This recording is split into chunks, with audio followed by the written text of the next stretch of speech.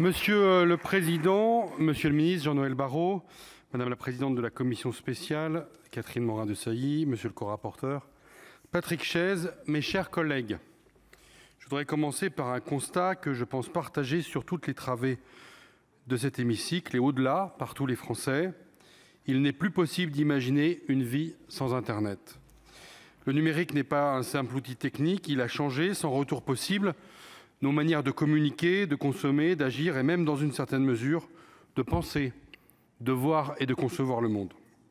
Si Internet est un formidable vecteur de créativité, d'échange et de transparence, il comporte, comme le monde réel, sa part de violence et de laideur.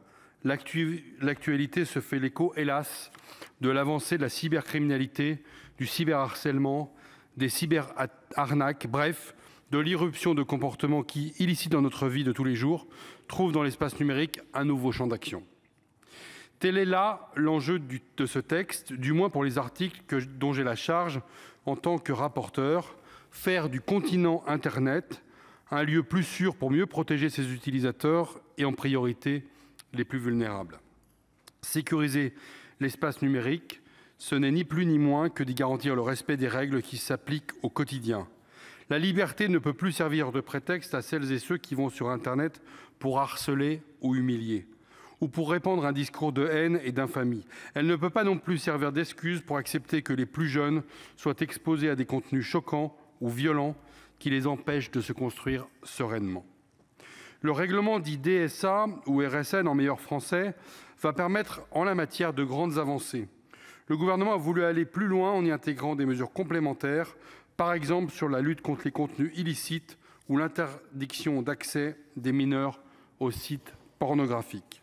Monsieur le ministre, soyez assuré que le Sénat soutient votre choix, à tel point que nous avons souhaité, nous aussi, apporter notre pierre à l'édifice.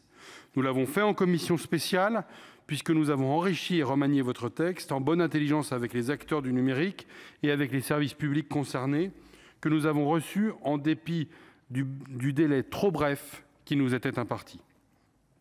Nous avons pleinement souscrit au changement de méthode que vous suggérez pour réguler les sites pornographiques que portent les articles 1er et 2e à travers l'établissement par l'Arcom d'un référentiel obligatoire pour les systèmes de vérification d'âge.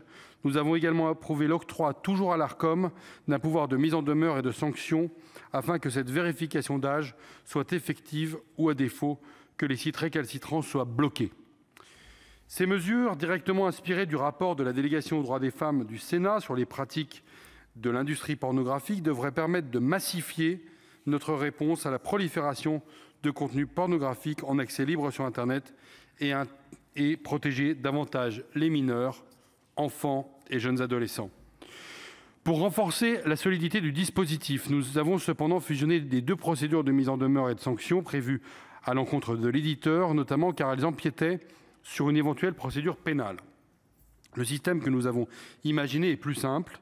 Il y aurait une mise en demeure de l'éditeur de se conformer au référentiel avec une sanction pécuniaire plus ou moins importante à la clé, selon que l'éditeur n'a pas mis en place de contrôle d'âge ou qu'il a mis en place un dispositif non conforme au référentiel.